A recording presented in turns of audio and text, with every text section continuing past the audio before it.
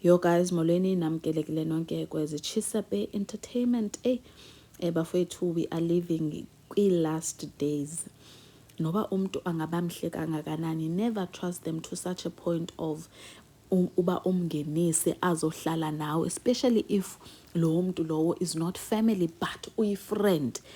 Anyways, molweni namkelekile nonke kwezi Chisape. I don't even know whether I greeted or not, but ke usisi obeyi-TikToker bene-followers ezininzi uMpume unfortunately guys uswelekile. I-cause of death ke umama wakhe uyayichaza, ndizoyifaka ngoku i-audio guys so that nizommamela umama wakhe and why all the fingers are pointing at umazukula wesizwe. Ndiye ndaqale ndathi it can't be umazukula lo endimaziyo guys owayesibalisela nge-upbringing yakhe into yoba wayehlukumezekile waphinde wahlukumezwa nangubaby daddy. It cannot be her. Hayi, xa ndisithi uPhiwe uthege yena straight guys, akekho omnye umntu amthegileyo, uthege yena straight. But anyways, ngicela ukunika i-summary background of i-friendship kamazukula noMpume, who is now the deceased guys. Kuthiwa uMpume ebengumuntu onenhliziyo enhle. As a result, umazukula the time elahlwa i-ex-husband yakhe, andisabaweli guys ukwazi into yoba what really happened between umazukula ne-ex-husband yakhe into yoba kude kungathi work out. But ke anyways you guys, uyachaza into yoba uMpume decided into yoba makamthi take in because she was now stranded. Wacela ukuzohlala apha naye uMpume kwi-apartment yakhe. Bahlala phi ke? Bahlala eJoburg.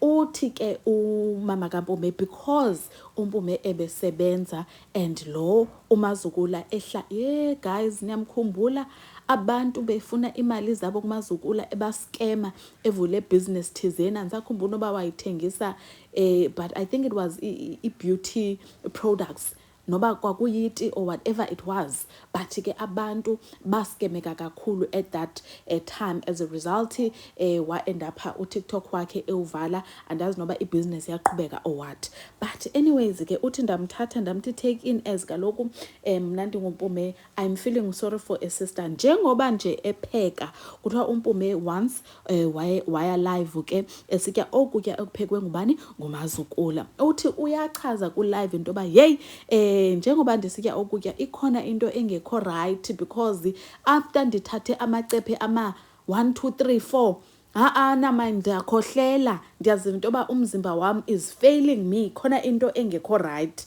Yeah, understand? This is the same, according to sources, this is the same mazukula ebemenzela neti. Kodwa ke uMpume ebevumelana ukwenzelwa neti, but guys sizothini, into seyenzekile. But ke kuthiwa ebemenzela neti aphinde apheke since ke uMpume ebesebenza. I think probably it was a token of appreciation and uMpume did not think beyond into yoba lo mntu lona endimthathileyo ndazomhlalisa apha unokundonzakalisa guys. So iqale kanjalo ke i-friendship yabo. Right now unfortunately uyawasweleka uMpume ngebirthday yakhe.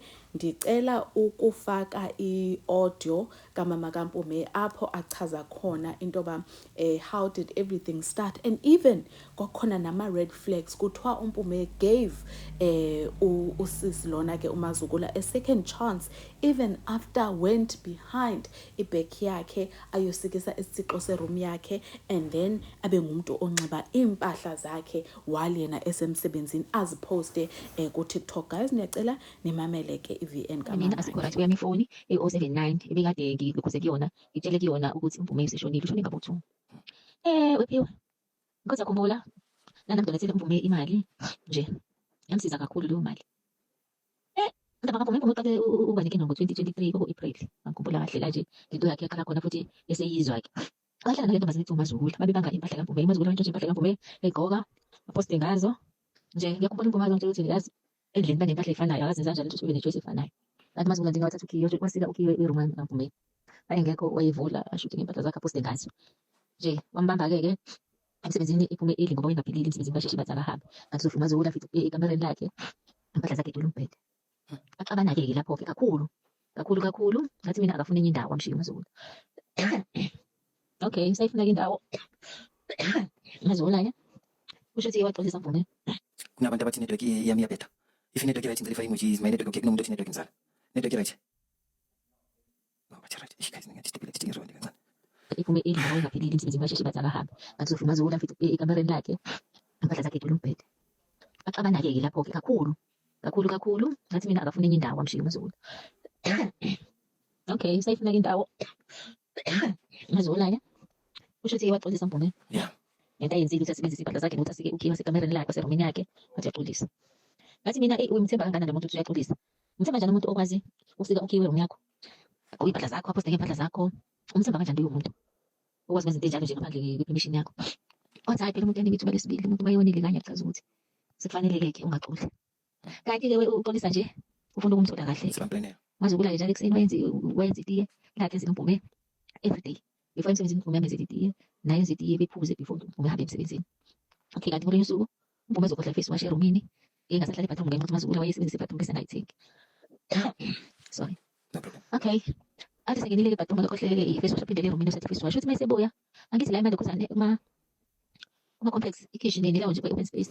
Uthi ukuthi akame mayema abone uMazukula kunento ekhipha la ebeleni. Uthi akakhuluma umuntu bese ethi ngifuna ukuthula abuye futhi khipha lento ebeleni bese efaka ama-drops i-coffee makhe kaMpumi. Avalele iphela uMazukula kuyisele emabeleni. Uthi lincane lingaba ibhodlela lomuthi wendlebe. Lime futhi njengebhodlela ngazi ukuthi uzothi umuthi wani lo. Uthi Mazukula bese aqala ukuthi hlangana amehlo ukuthi bese abuza ukuthi Mpumi isikhathi esingakanani umile wena lapha.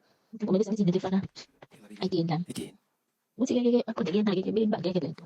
Beyimbange Mpumi esho ukuthi akwazi ukumphuca leli bhodlela. Anibele phezu kwetafula athi-shoot, athathe uMazukula leli bhodlela. Oh, uthi angakathatha ukuthi athi-shoot, athi walivictimize athathe uMazukula njengoba kunevidiyo encane nje engekho. Inkinga yaqala lapho-ke. Inkinga akazi ukuthi yena waqala nini umfakela njengoba yena wathi mase collapse emsebenzini eseyizwa udokotela wayesibhedlela wathi umzimba kaMpumi ugcwele ikhemikhali. Wambuza ukuthi usebenza ngekhemikhali ngathi cha. Pho wathi akazi. Piwe, inkinga yami anginemali engcono ingane yami. Ngicela i-donation, ngifane ngidonethele. Anginemali engcono Mpumi. Njengoba ngisho Mpumi yena obesebenza. Last year ngo-October ngathi ngasengihluleka ukukhokhela ipolisi. Ngenxa yokuthi Mpumi uyagula, ngehla ngenyuka. Kuleli sibhedlela sikahulumeni, nenye medication, isibhedlela engekho. Dokotela uyangibhalele, fanele ngiyithengile mina, i-Dischem noma kwa-Clicks ngilethe esibhedlela. Anginemali engcono ingane yami. If Mpumi ngimcofa cash. Lo engenawo. Njengoba ngihluleka nje ukukhokhela ipolisi. Ngicela iwe ungitshelele i-donation kuma-followers akho. Siso sami fisa Mpumi engcotshwe Friday. Ngifisa kanjani kodwa nginayo imali. Ake ngithi ngiyakufonela.